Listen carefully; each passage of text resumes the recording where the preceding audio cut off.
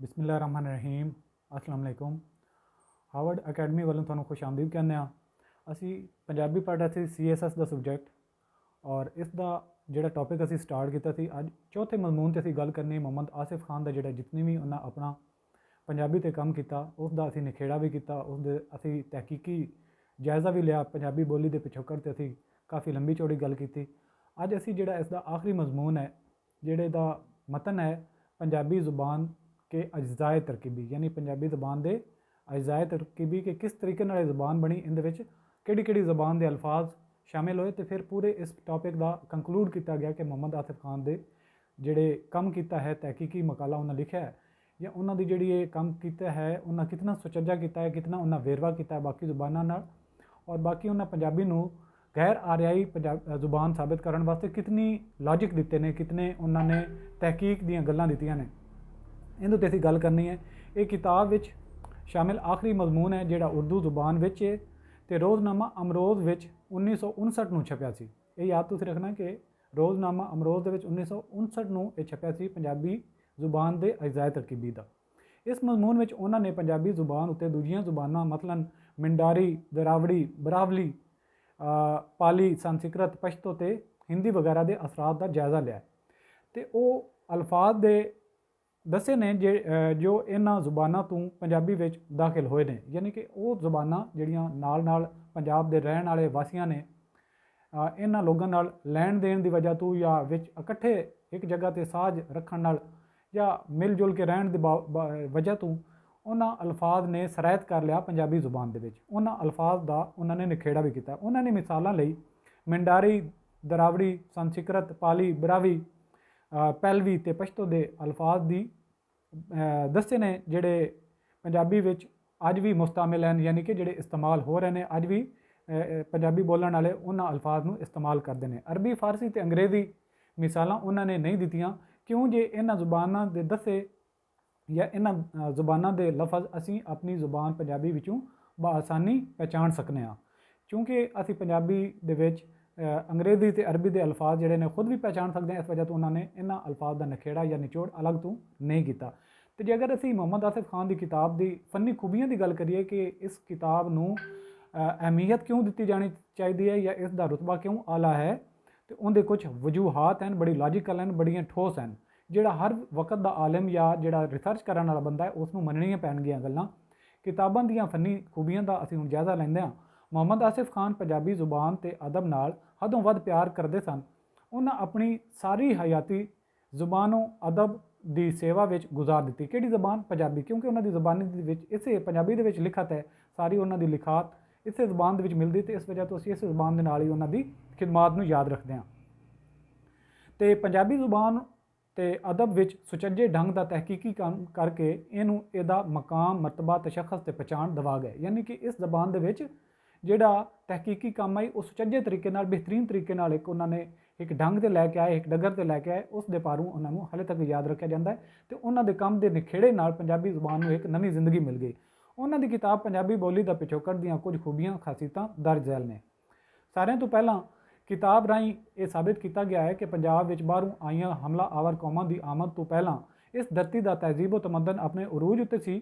इस लई कोई भी कौम इत्थों की तहजीब व सकाफत जुबान ते अदब तो मुतासर हुए बिना ना रह सकी। यानी कि जेडे भी हमला आवर इत्थे होए तो उस तो पहले जी पंजाब की वासी है, पंजाब की तहजीब है, वो इतनी सुघड़ सी, इतनी उच्ची टीशी ते पहुँची है कि उत्थे दे जेडे बाद आने वाले हमला आवर हैं उन्होंने कुछ इनू भी लफज दिते अपनी जुबानों के, लेकिन इस तो भी मुतासर ना हो सके, यानी उन्होंने जुबानों भी पंजाबी सरायत कर गई। दूसरा पॉइंट उन्होंने आख्या कि दरावड़ी, वेदी, संस्कृत, पाली, प्राकृत ते बदनश वो जुबाना ने जिन्हां पंजाबी नूं अपनी लफजाली दी तो पंजाबी जुबान तो मुतासर होए बिना ना रह सकियां, पर सिर्फ लफजाली सांझ पारूं अपनी पंजाबी जुबान पंजाबी नूं इन्हां जुबानां विचों निकलिया नहीं आख्या जा सकता, क्यों जे सिर्फ सरफो नाहव के हवाले नाल सारियां जुबानां पंजाबी तो उक्का वखरियां ने।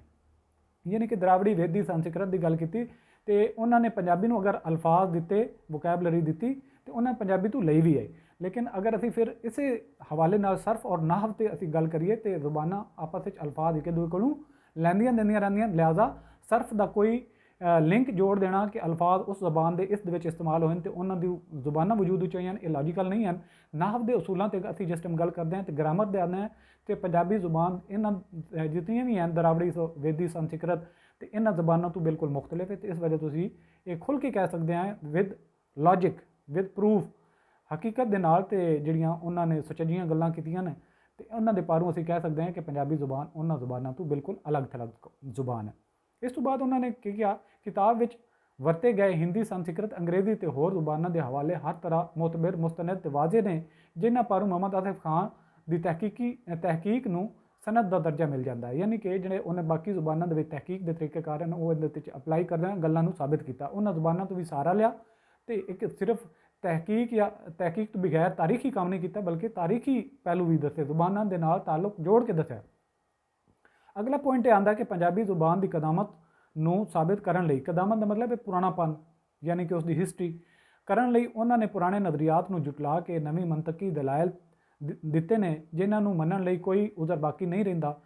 ਕਿਉਂ ਜੇ ਹਰ ਥਾਂ ਗੈਰ ਮੁਲਕੀ ਮਸਲਨ ਹਿੰਦੀ, ਸੰਸਕ੍ਰਿਤ, ਅੰਗਰੇਜ਼ੀ ਤੇ ਹੋਰ ਆਲਮਾਂ ਦੀ ਰਾਏ ਸਬੂਤ ਲਈ ਸਬੂਤਾਂ ਨਾਲ ਉਹਨਾਂ ਨੇ ਦਰਜ ਕੀਤੀ ਹੈ। ਯਾਨੀ ਕਿ ਜਿਤਨੇ ਵੀ ਉਹਨਾਂ ਨੇ ਕੰਮ ਕੀਤੇ ਨੇ ਉਹਨਾਂ ਨੇ ਬਾਕੀ ਜਿਤਨੇ ਸਕਾਲਰ ਹਨ, PhD ਹਨ, ਆਲਮ ਹਨ ਜ਼ੁਬਾਨਾਂ ਦੇ, ਉਹਨਾਂ ਦੇ ਵੀ ਹਵਾਲਾਜਾਤ ਦਿੱਤੇ ਤੇ ਉਹਨਾਂ ਨੇ ਇਸ ਜ਼ਬਾਨ ਨੂੰ ਕਦਾਮਤ ਯਾਨੀ ਕਿ ਬਹੁਤ ਪੁਰਾਣੀ ਜ਼ੁਬਾਨ ਸਾਬਿਤ ਕੀਤਾ ਔਰ ਸਾਬਿਤ ਕੀਤਾ ਕਿ ਇਹ ਦੂਜੀਆਂ ਜ਼ੁਬਾਨਾਂ ਨਾਲੋਂ ਪੁਰਾਣੀ ਜ਼ੁਬਾਨ ਹੈ। ਉਹਨਾਂ ਆਪਣੇ ਤੋਂ ਪਹਿਲਾਂ ਹੋਈ ਖੋਜ ਮੁੱਖ ਰੱਖ ਕੇ ਤਕਾਬਲੀ ਤਹਿਕੀਕ ਦਾ ਢੰਗ ਅਖਤਿਆਰ ਕੀਤਾ ਹੈ। ਯਾਨੀ ਕਿ ਉਹਨਾਂ ਨੇ ਬਾਕੀ ਜਿਹੜੀ ਪਹਿਲੇ ਤਹਿਕੀਕ ਹੋਈ ਪੰਜਾਬੀ ਜ਼ੁਬਾਨ ਦੇ ਵਿੱਚ ਉਸ ਦੇ ਉੱਤੇ ਵੀ ਉਹਨਾਂ ਨੇ ਰੋਸ਼ਨੀ ਡਾਲੀ ਹੈ ਕਿ ਉਸ ਤਹਿਕੀਕ ਦੇ ਵਿੱਚ ਕਮਜ਼ੋਰੀਆਂ ਕਿਹੜੀਆਂ ਨੇ ਔਰ ਉਹਨਾਂ ਦਾ ਅਸਲ ਜਵਾਬ ਕੀ ਹੈ। ਉਹਦੇ ਵਿੱਚ ਜਿਹੜੇ ਕਮਜ਼ੋਰ ਪੁਆਇੰਟ ਹਨ ਉਹਨਾਂ ਨੂੰ ਅਨਾਲੋਜਿਕ ਨਾਲ, ਤਹਿਕੀਕ ਨਾਲ ਤੇ ਜਦੀਦ ਇਲਮ ਦੀ ਜਿਹੜੀਆਂ ਬੁਨਿਆਦਾਂ ਹਨ ਰਿਸਰਚ ਦੀਆਂ ਉਹਨਾਂ ਨੂੰ ਪਹਿਲੂ ਰੱਖਦਿਆਂ ਹੋਇਆ ਗੱਲ ਕੀਤੀ ਹੈ। ਅਗਰ ਅਸੀਂ ਇਸ ਪੂਰੀ ਗੱਲ ਦਾ ਖੁਲਾਸਾ ਕਰੀਏ ਜਿਸ ਨੂੰ ਅਸੀਂ ਮੁੱਕਦੀ ਗੱਲ ਆਖਦੇ ਹਾਂ ਤੇ ਮੁਹੰਮਦ ਆਸਿਫ ਖਾਨ ਪੰਜਾਬੀ ਜ਼ੁਬਾਨ ਤੇ ਅਦਬ ਨਾਲ ਹੱਦੋਂ ਵੱਧ ਪਿਆਰ ਕਰਦੇ ਸਨ, ਜਿਵੇਂ ਕਿ ਉਹਨਾਂ ਦੀ ਸਾਰੀ ਤਹਿਕੀਕ ਤੇ ਕੰਮ ਹੀ ਇਸ ਪੰਜਾਬੀ ਜ਼ੁਬਾਨ ਨਾਲ ਹੈ। ਇਸ ਤੋਂ ਅਸੀਂ ਇਹ ਕਲੀਅਰ ਕਹਿ ਸਕਦੇ ਹਾਂ ਕਿ ਉਹਨਾਂ ਨੂੰ ਇਸ ਜ਼ਬਾਨ ਨਾਲ ਜ਼ਿਆਦਾ ਪਿਆਰ ਹੈ। ਬਾਕੀ ਹੋਰ ਤਾਂ ਕਿਤਨੀ ਜ਼ੁਬਾਨਾਂ ਜਿਹੜੀਆਂ ਨੂੰ ਉਹ ਸਮਝਦੇ ਵੀ ਹਨ ਤੇ ਬੋਲੀਆਂ ਵੀ ਜਾਂਦੀਆਂ ਹਨ, ਲੇਕਿਨ ਇਸ ਦੇ ਬਾਵਜੂਦ ਉਹਨਾਂ ਨੇ ਕੰਮ ਕੀਤਾ ਤੇ ਪੰਜਾਬੀ ਦੇ ਹੱਕ ਵਿੱਚ ਗੱਲ ਕੀਤਾ, ਉਹਦੇ ਉੱਤੇ ਤਹਿਕੀਕ ਵਾਸਤੇ ਗੱਲ ਕੀਤੀ ਤੇ ਅਸੀਂ ਕਹਿ ਸਕਦੇ ਹਾਂ ਕਿ ਉਹ ਪੰਜਾਬੀ ਨਾਲ ਹੱਦੋਂ ਵੱਧ ਪਿਆਰ ਕਰਦੇ ਹਨ। ਉਹ ਪੰਜਾਬੀ ਜ਼ੁਬਾਨ ਔਰ ਅਦਬ ਵਿੱਚ ਸੁਚੱਜੇ ਢੰਗ ਦਾ ਤਹਿਕੀਕੀ ਕੰਮ ਕਰਕੇ ਇਹਦਾ ਮਕਾਮ, ਮਰਤਬਾ, ਤਸ਼ੱਖੁਸ ਤੇ ਪਛਾਣ ਦੇਗਾ। ਯਾਨੀ ਕਿ ਇਹਨਾਂ ਦੇ ਕੰਮ ਤੋਂ ਪਹਿਲੇ ਤਹਿਕੀਕ ਇਤਨੇ ਅੱਛੇ ਤਰੀਕੇ ਨਾਲ ਨਹੀਂ ਹੋਈ ਜੇ ਉਹਨਾਂ ਦੀ ਤਹਿਕੀਕ ਪਾਰੂ ਪੰਜਾਬੀ ਜ਼ੁਬਾਨ ਨੂੰ ਇੱਕ ਨਵੀਂ ਜਹਿਤ ਮਿਲੀ, ਨਵੀਂ ਜ਼ਿੰਦਗੀ ਮਿਲੀ। ਉਹਨਾਂ ਦੀ ਕਿਤਾਬ ਪੰਜਾਬੀ ਬੋਲੀ ਦਾ ਪਿਛੋਕੜ 4 ਲਿਸਾਨਾਤੀ ਤਹਿਕੀਕੀ ਮਜ਼ਮੂਨਾਂ ਦਾ ਮਜਮੂਆ ਹੈ। ਇਹਨਾਂ ਮਜ਼ਮੂਨਾਂ ਵਿੱਚ ਤਫਸੀਲੀ ਬਹਿਸ ਕਰਕੇ ਪੰਜਾਬੀ ਜ਼ੁਬਾਨ ਨੂੰ ਕਦੀਮ ਤੇ ਗੈਰ ਆਰਿਆਈ ਸਾਬਿਤ ਕੀਤਾ ਗਿਆ ਹੈ। ਕਿਤਾਬ ਦੇ ਤੀਜੇ ਮਜ਼ਮੂਨ ਪੰਜਾਬੀ ਬੋਲੀ ਦਾ ਪਿਛੋਕੜ ਵਿੱਚ ਦੱਸਿਆ ਗਿਆ ਹੈ ਕਿ ਪੰਜਾਬ ਵਿੱਚ ਬਾਹਰੋਂ ਆਈਆਂ ਕੌਮਾਂ, ਹਮਲਾਵਰ ਕੌਮਾਂ ਜਿਹੜੀਆਂ ਦੇ ਆਉਣ ਤੋਂ ਪਹਿਲਾਂ ਇਸ ਧਰਤੀ ਦਾ ਤਹਿਜ਼ੀਬ ਅਤੇ ਤਮੱਦਨ ਆਪਣੇ ਉਰੂਜ ਉੱਤੇ ਸੀ। ਯਾਨੀ ਕਿ ਜਿਹੜੇ ਅਸੀਂ ਪੰਜਾਬੀ ਬੋਲੀ ਦਾ ਪਿਛੋਕੜ ਜਿਹਦੇ ਵਿੱਚ ਅਸੀਂ ਬੜੀ ਡਿਟੇਲ ਨਾਲ ਗੱਲ ਕੀਤੀ ਉਸ ਦੇ ਵਿੱਚ ਇਹ ਸਾਬਿਤ ਕੀਤਾ ਗਿਆ ਕਿ ਜਿਹੜੇ ਵੀ ਇੱਥੇ ਹਮਲਾਵਰ ਆਏ ਦਰਾਵੜ ਜਾਂ ਵੇਦੀ ਤੋਂ ਜ਼ਿਕਰ ਕੀਤਾ ਜਾਂਦਾ ਹੈ ਕਿ ਵੇਦ ਔਰ ਸੰਸਕ੍ਰਿਤ ਤੋਂ ਇਹ ਜ਼ੁਬਾਨ ਸ਼ੁਰੂ ਹੁੰਦੀ ਹੈ, ਲੇਕਿਨ ਉਹਨਾਂ ਨੇ ਸਾਬਿਤ ਕੀਤਾ ਕਿ ਪੰਜਾਬ ਦੀ ਵਾਸੀ, ਪੰਜਾਬ ਦੀ ਤਹਿਜ਼ੀਬ ਜਿਹੜੀ ਖੁਦਾਈ ਕਰਨ ਤੋਂ ਬਾਅਦ ਮਿਲੀ ਗਈ तो उनके विच जिहड़े सानू शवायद मिलते हैं बड़ियां पुरानियां कौमां ईवन के 1 करोड़ ते 40 लाख साल पहले दियां भी सानू शवायद मिलते हैं। तो जिहड़े वासी हैं इत्थे दे उन्हां दी अपनी एक जिहड़ी जुबान है उन्होंने कहा कि उन्हां दी जुबान पंजाबी है। इस पारों उन्होंने पंजाबी बोली के पिछोकड़े बहुत अच्छे तरीके नाल वेरवा किया है जिथे साबित किया है कि पंजाबी एक गैर आर्याई जुबान है, यानी संस्कृत या वेदी जुबान नहीं है जिन्हों तो वजूद चाहिए, बल्कि पुरानी उन्होंने तो भी पुरानी कौम है, कौम भी है पंजाब की और जुबान भी पुरानी है। इसलिए बाहरों आने वाली कोई भी कौम इत्थों की तहजीब और सकाफत जुबान के अदब के मुतासर हुए बिना ना रह सकी। दरावड़ी, वेदी, संस्कृत, पाली, प्राकृत ते अबरनश वो जुबाना ने जिन्हें भावें पंजाबी नूं अपनी लफ्जाली दी है, पर आप भी पंजाबी जुबान तो मुतासर हुए बिना ना रह सकियां। पर इलम लिसानियात मुताबिक सिर्फ लफ्जाली सांझ भारों पंजाबी नूं इन्हां जुबानां विचों निकलिया नहीं आख्या जा सकता, क्यों जे सर्फ नाव के हवाले नाल सारियां जुबानां पंजाबी तो इक्का वखरियां ने। इहदे विच भी वही गल की कि जितनी जिस टाइम असीं सर्फ और नाहव के उसूलों पर गल करते हैं तो लफ्ज़ां दा आपस में लै दे कर लेना कोई इस गल का सबूत नहीं जी। अगर इस तरह गल करिए तो संस्कृत भी सानूं कई सारे पंजाबी के अल्फाज मिल जाएंगे, फिर असीं ये कभी नहीं कह सकते कि पंजाबी दे विचों संस्कृत वजूद च आए। इस पारों सिर्फ सर्फ के उसूलों के उत्ते तुसीं यानी कि अल्फाज के लैण देण उधार लैण देण ते पारों असीं कभी भी नहीं कह सकते कि यह जुबान उस जुबान तो फुटी, बल्कि नाहव के उसूलों पर गल करिए तो पंजाबी जुबान बिल्कुल अलग थलग है और इसकी किसी दूसरी जुबान जिन्हां दे नाल इनका रिश्ता जोड़िया जाता है ਬਿਲਕੁਲ ਗ੍ਰਾਮਰ ਤੋਂ ਅਲੱਗ ਥਲੱਗ ਹੈ। ਪੰਜਾਬੀ ਜ਼ੁਬਾਨ ਦੀ ਕਦਾਮਤ ਨੂੰ ਸਾਬਿਤ ਕਰਨ ਲਈ ਉਹਨਾਂ ਨੇ ਪੁਰਾਣੇ ਨਜ਼ਰੀਆਤ ਨੂੰ ਜੁਟਲਾ ਕੇ ਨਵੀਂ ਮੰਤਕੀ ਦਲਾਇਲ ਦਿੱਤੇ ਨੇ, ਜਿਨ੍ਹਾਂ ਨੂੰ ਮੰਨਣ ਲਈ ਕੋਈ ਵੀ ਉਜ਼ਰ ਬਾਕੀ ਨਹੀਂ ਰਹਿੰਦਾ ਕਿ ਕਿਉਂ ਜੇ ਸਾਰੀ ਕਿਤਾਬ ਵਿੱਚ ਹਰ ਥਾਂ ਗੈਰ ਮੁਲਕੀ ਮਸਲਨ ਹਿੰਦੀ, ਸੰਸਕ੍ਰਿਤ, ਅੰਗਰੇਜ਼ੀ ਤੇ ਹੋਰ ਆਲਮਾ ਲਿਸਾਨੀਆਤ ਨਸਲੀਆਤ ਦੀਆਂ ਮਾਹਿਰਾਂ ਤੇ ਮੁਸ਼ਤਕੀਨ ਦੀ ਰਾਏ ਸਬੂਤ ਲਈ ਨਾਲ ਦਰਜ ਕੀਤੀ ਗਈ ਹੈ। ਉਹਨਾਂ ਆਪਣੇ ਤੋਂ ਪਹਿਲਾਂ ਹੋਈ ਖੋਜ ਮੁੱਖ ਰੱਖ ਕੇ ਤਕਾਬਲੀ ਤਹਿਕੀਕ ਦਾ ਢੰਗ ਅਖਤਿਆਰ ਕੀਤਾ ਹੈ, ਜਿਹੜਾ ਕਾਰੀ ਦੇ ਸਾਰੇ ਸ਼ਕੂਕ ਸ਼ੁਬਾਤ ਦੂਰ ਕਰ ਦਿੰਦਾ ਹੈ। ਉਹਨਾਂ ਦਾ ਅਸਲੂਬ ਸੁਧਾਰ ਸਿੱਧਾ ਸਾਦਾ ਤੇ ਜ਼ੁਬਾਨੋ ਬਿਆਨ ਮਨ ਖਿਚਵਾਂ ਹੈ, ਯਾਨੀ ਕਿ ਉਹਨਾਂ ਨੇ ਜਿਤਨੇ ਵੀ ਦਲਾਇਲ ਦਿੱਤੇ ਉਹਨਾਂ ਸਾਰੀ ਜਦੀਦ ਤਹਿਕੀਕ ਜਿਹੜੀ ਹੈ ਪੁਰਾਣੀਆਂ ਗੱਲਾਂ ਨੂੰ ਵੀ ਸਾਹਮਣੇ ਰੱਖਿਆ। ਪੁਰਾਣੀ जितनी तहकीक है या हवाला जात हैं या रेफरेंसेस हैं, सिर्फ माहिर लिसानियात नहीं बल्कि माहिर लिसानियात, नस्लियात और आर्कियोलॉजिस्ट जी तारीख लिखण वाले उन्होंने दी गल्लां नूं सामने रखा और फिर तहकीक की।